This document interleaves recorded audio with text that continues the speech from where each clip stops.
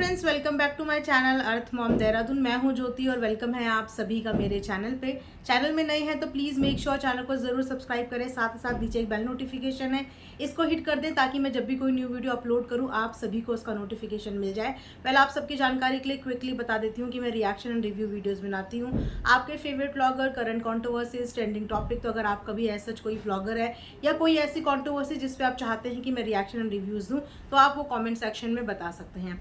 तो फिलहाल मेरी हर एक वीडियो के नीचे जेठू जी का कमेंट आ रहा है और उनके कमेंट के अनुसार, उनके क्वेश्चन के अनुसार मैं अपनी हर वीडियो में एक क्वेश्चन भी रेज करती हूँ, जिसका जवाब कभी कभी तो क्रिएटर खुद आके दे देते हैं और कभी कभी ऑडियंस के द्वारा भी बहुत सारे सवालों के जवाब मिल जाते हैं। तो वहीं पे मैंने जो कल की वीडियो डाली थी जिसमें मैंने भी एक क्वेश्चन रेज किया था कि आखिर ऐसी क्या सिचुएशन हुई या ऐसे क्या रीजंस हुए कि 5 महीने के बाद सडनली चीज़ें वापस से सामने आई। जो चीज़ें पिछले 5 महीने से किसी को पता नहीं थी, सडनली ऐसा क्या हुआ कि वो चीज़ें सामने आ गई। क्या वाकई में नाराज़गी का रीज़न जेठू जी और सरिता जी का सिर्फ इतना है कि इशू के घर पे सचिन जी का जाना हुआ? और तो और मैंने अपने वीडियो में कल ये भी सवाल पूछा था कि अगर सचिन जी अपने एंड पे ये बात नहीं बताना चाह रहे हैं कि बस के अंदर और उनकी पार्टी के दौरान उनके साथ ऐसी क्या बदतमीजी हुई थी जिसकी वजह से इन लोगों के रिश्ते टूट गए, ना तो इसका जवाब सचिन जी क्लियरली बता रहे हैं, ना ही इसका जवाब जेठू जी क्लियरली बता रहे हैं। हालांकि मैंने एक जगह पे इन्हीं की वीडियो के नीचे जेठू जी का कमेंट भी पढ़ा था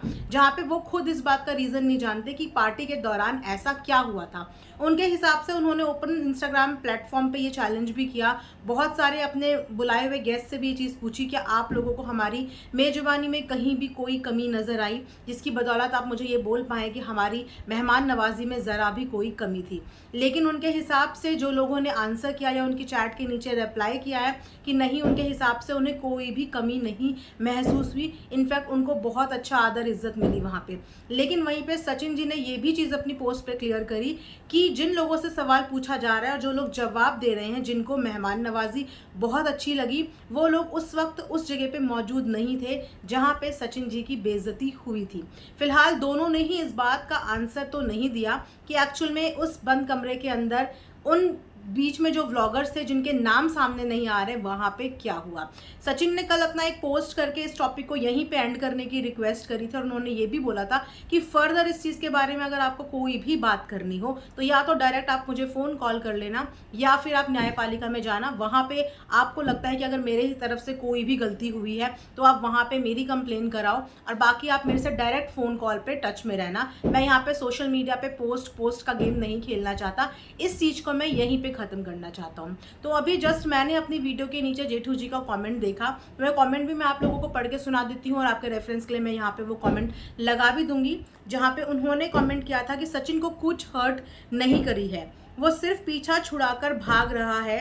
पता नहीं आप लोगों को मेरी और सचिन के पोस्ट से क्यों समझ नहीं आ रहा कि वो भाग भाग कर बात को अलग अलग दिशा में ले जा रहा है। तो मैंने अपनी कल की वीडियो में ये बात बोली थी कि मेरे अनुसार मुझे ऐसा लगता है कि दोनों ही एक दूसरे से डिसअपॉइंट है और एक दूसरे से हर्ट है। तो यहाँ पे जेठू जी का बोलना यह है कि सचिन को कोई भी बात हर्ट नहीं करी है, इनफैक्ट वो बात का पीछा छुड़ाकर बात को अलग डायरेक्शन की तरफ ले जा रहा है। मतलब जो मुद्दा है उस मुद्दे पे बात ना करके अलग अलग मुद्दों को क्रिएट करके दूसरी डायरेक्शन में जाने की कोशिश कर रहा है, फेस नहीं कर रहा है चीज़ों को। उसी के साथ साथ वो ये भी कह रहे हैं कि सचिन सिद्धांत की लड़ाई लड़ेगा। आप लोग ध्यान से हमारी सारी पोस्ट चेक करिए और फिर उसकी पोस्ट चेक करिए, फिर भी आप लोगों को नहीं समझ आ रहा, फिर क्या मतलब? मेरी एक एक बात ठोस है और वो भी भाग भाग कर जा रहा है। आप लोग पता नहीं समझना नहीं चाहते या समझ नहीं आ रहा।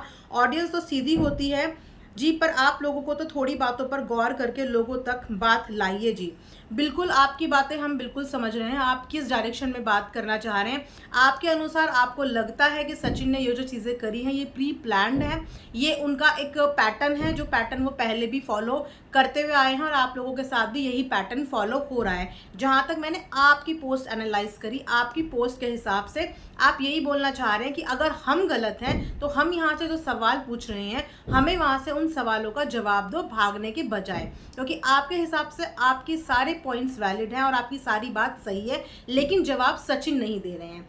लेकिन सचिन के पोस्ट के अनुसार जो चीज़ हम समझे हैं, सचिन इस कंट्रोवर्सी को सोशल मीडिया पे आगे नहीं बढ़ाना चाहते हैं। उनके हिसाब से उन्हें ये जो लड़ाई है ये ऑफ कैमरा लड़नी है और जो भी बातें करनी है वो पर्सनली करनी है, ऑडियंस के सामने या सोशल मीडिया पे ये चीज़ें नहीं लानी है। तो डिफरेंस सिर्फ इतना समझ में आ रहा है कि आप दोनों के बीच में जो भी प्रॉब्लम्स हैं, आप चाहते हैं कि ऑडियंस को भी वो चीज़ें पता चले और आप लोगों की क्या गलती है क्या गलती नहीं है वो भी ऑडियंस को पता चले। वहाँ पे सचिन जो है वो सोशल प्लेटफॉर्म पे लड़ाई नहीं लड़ना चाहते। तो डिफरेंस सिर्फ इतना है, जब तक दोनों ही लोग क्लियर नहीं करना चाहेंगे एक साइड की बात सुन के, मैं भी यहाँ से कोई भी जजमेंट पास नहीं कर सकती। डेफिनेटली आपके सारे पोस्ट मैं पढ़ रही हूँ, आपकी जितने भी कमेंट्स मेरे पास आ रहे हैं मैं वो सब पढ़ रही हूँ, लेकिन अगेन ये एक वन साइडेड स्टोरी है। आपकी पूरी बात सोच के समझ के आप मुझे सही लग रहे हैं, लेकिन वहीं पे अगर आधी अधूरी बात मैं सचिन जी की सुन के उनको गलत बता दूं तो ये भी गलत हो जाएगा, क्योंकि वो पूरी ट्रांसपेरेंसी के साथ चीज़ें नहीं बता रहे और उनका भी जो रीज़न है मुझे वो भी जेन्युइन लग रहा है। उनके हिसाब से वो ये लड़ाई सोशल मीडिया पे नहीं लड़ना चाहते, लेकिन आपके हिसाब से आप चाहते हैं कि ऑडियंस के सामने चीज़ें कन्फ्रंट हो कि आखिर में इन लोगों की गलती क्या है, जो एलिगेशंस आपके ऊपर लगाए जा रहे हैं उन एलिगेशंस में कितनी सच्चाई है। फिलहाल इसके बाद जब मैंने इंस्टाग्राम देखा, हालांकि सचिन कल इस बात के लिए बोल चुके थे कि वो अब इसके बाद कोई भी फर्दर कमेंट नहीं करेंगे, लेकिन सचिन की वीडियो के नीचे बार बार लोग कुछ एज्यूम कर रहे हैं। इनफैक्ट बहुत सारे फेलो क्रिएटर्स को ड्रैग किया जा रहा है, जिसमें नेहा को ड्रैग किया जा रहा है। तरह तरह की बातें नेहा के लिए की जा रही हैं कि मजबूरी में नेहा ने भी अपने व्लॉग में ये चीज़ें बोली कि मुझे किसी से कोई लेना देना नहीं है और मेरे बारे में कुछ भी बात मत बोलो, मैं इस कंट्रोवर्सी का हिस्सा नहीं बनना चाहती। उनका मतलब यही मोटिव था बोलने का, लेकिन बहुत बुरे और बहुत गंदे वाहियात कमेंट यहाँ पे नेहा के लिए भी आ रहे हैं। लेकिन एक बात अच्छी है कि नेहा के सपोर्ट में सचिन ने भी स्टैंड लिया कि किसी और क्रिएटर को बिल्कुल भी हमारी कंट्रोवर्सी के बीच में ड्रैग मत कीजिए। इनफैक्ट मैंने जेठू जी की वीडियो के नीचे भी देखा जहाँ पे नेहा को लेके कुछ नेगेटिव कमेंट था, उन्होंने भी इस बात का जो है वो जवाब दिया था कि नेहा की शादी की खुशी हमें सबसे ज़्यादा है और हम बिल्कुल नहीं चाहते कि नेहा के लिए कोई भी गलत बात हो। तो जितने भी फेलो क्रिएटर्स हैं आपस में म्यूचुअल फ्रेंड्स हैं, ना चाहते हुए भी उनके पास भी नेगेटिविटी जा रही है, लेकिन दोनों ही यानी कि जेठू जी भी और सचिन जी भी अपने एंड पे ये कोशिश कर रहे हैं कि किसी और को इन दोनों की कंट्रोवर्सी की वजह से कोई भी नेगेटिविटी या गलत कमेंट्स ना झेलने पड़े। उसी के साथ साथ सचिन ने भी इंस्टाग्राम पे अपना आज एक पोस्ट किया है, वो पोस्ट भी मैं आप सबके लिए यहाँ पे लगा दूंगी और आपकी जानकारी के लिए मैं आप लोगों को पढ़ के भी बता देती हूँ। तो इसमें सचिन ने लिखा है कि इतने दिनों से चल रही बात को आज मैं स्पष्ट रूप से खत्म कर रहा हूँ, क्योंकि लोगों ने मन से अनुमान लगा लिया कि मुझे कमरे से बाहर क्यों निकाला गया था। तो सच मैं बताता हूँ कि जिस वक्त यह सब हुआ, सरिता जी कमरे में 5 महिलाएं थी, उनके नाम मैं नहीं लेना चाहता। ये महिलाएं आपस में बात कर रही थी और सरिता जी उन सभी से ऊंची आवाज़ में बात कर रही थी। मैं अचानक कमरे में दवाई लेने आया, मुझे बिना वजह बेइज्जती करके कमरे से निकाल दिया, जिसके कारण मुझे समझ नहीं आया कि क्यों ऐसा किया गया।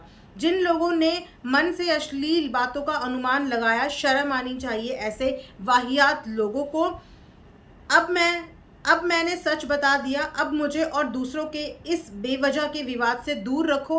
अगर ज़रूरी नहीं होता तो मैं ये कभी नहीं बताता, पर कुछ लोगों ने इस बात का अलग ही मतलब निकाल लिया। जो खुद गिरे हुए होते हैं वो दुनिया को भी वैसा ही समझते हैं। जिन लोगों ने महिलाओं के नाम के गंदे कमेंट्स किए हैं, फिर वो चाहे सरिता जी के नाम के हों चाहे किसी और के भी, उनको शर्म आनी चाहिए। किसी भी महिला को अपशब्द बोलने से पहले आप खुद के घर की बहन को याद करो, जाहिल लोगों। तो ये कमेंट यहाँ पे सचिन ने बताया है, जिसमें सचिन ने पूरी ट्रांसपेरेंसी अब उस इंसिडेंट की दे दी है, क्योंकि बहुत सारे लोग बहुत सारी चीज़ें एज्यूम कर रहे थे कि ये इसने क्या किया होगा, इसने ये बदतमीज़ी करी या ये की। बहुत सारे कमेंट मेरी भी वीडियो के नीचे आए हैं, लेकिन मैं जब तक कोई भी बात अपनी तरफ से नहीं यहाँ पे सॉलिड तरीके से बोलती, जब तक मेरे पास किसी भी चीज़ का कोई प्रूफ या कोई भी रेफरेंस नहीं होता।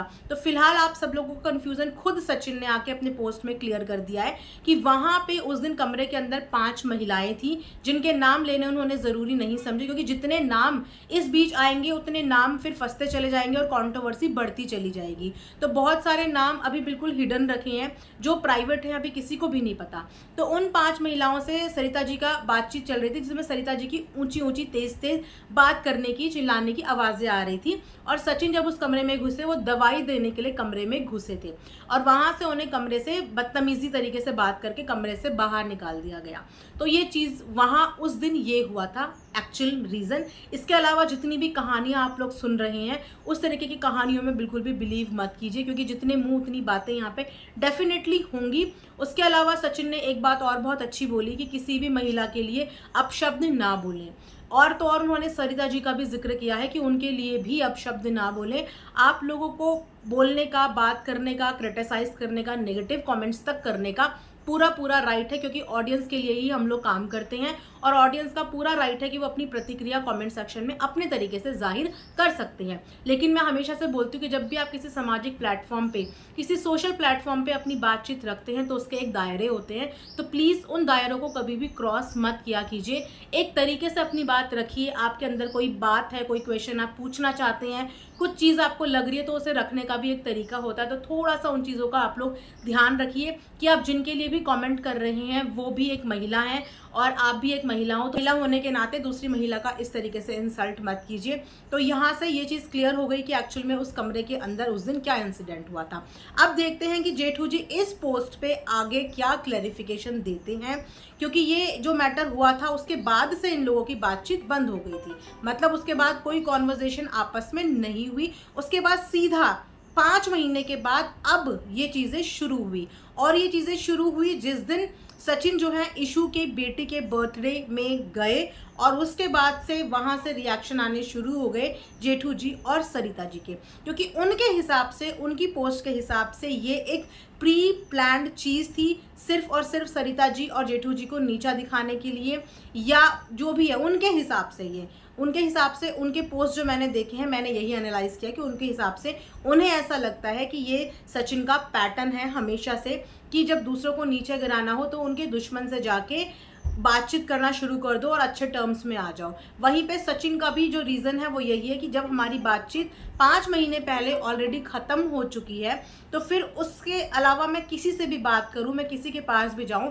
किसी से भी मिलूं, तो सामने वाले को ये बॉदर नहीं होना चाहिए या उनको इस चीज़ से मतलब नहीं होना चाहिए। तो देखा जाए अपनी अपनी जगह दोनों ही सही हैं, दोनों के ही अपने अपने रीजंस हैं, लेकिन अभी भी कुछ चीज़ें ट्रांसपेरेंट नहीं हैं, कुछ चीज़ें हिडन हैं। तो देखते हैं अगर आप लोग वो चीज़ें सामने लेके आएंगे, कुछ ट्रांसपेरेंसी दिखाएंगे, तो शायद हमें भी ये चीज़ जज करने में आसानी होगी कि एक्चुअल में गलती किसकी है, क्या सचिन गलत है या फिर जेठू जी गलत हैं। तो वो ट्रांसपेरेंसी हमें आप लोग ही दे सकते हो, उसी के हिसाब से हम भी यहाँ पे रिएक्शन देंगे। और रिएक्शन आप जानते हैं कि पॉइंट्स और प्रूफ्स के आधार पर ही दिया जाता है। मैं बोली बुलाई, सुनी सुनाई या कहानियों पे या पड़ोसी पड़ोसी जो आके कमेंट सेक्शन में बताते हैं उन पे मैं बिल्कुल भी बिलीव नहीं करती। मेरे को अगर कोई भी बात बतानी है या बोलनी है तो मुझे उसके लिए बिल्कुल सॉलिड प्रूफ्स या चीज़ें चाहिए होती हैं, तभी मैं किसी एक पर्टिकुलर बंदे के लिए स्टैंड ले पाती हूँ कि हाँ ये बंदा मेरी नज़र में सही है, क्योंकि मैंने रेफरेंस के तौर पे चीज़ें अपनी आंखों से देखी है,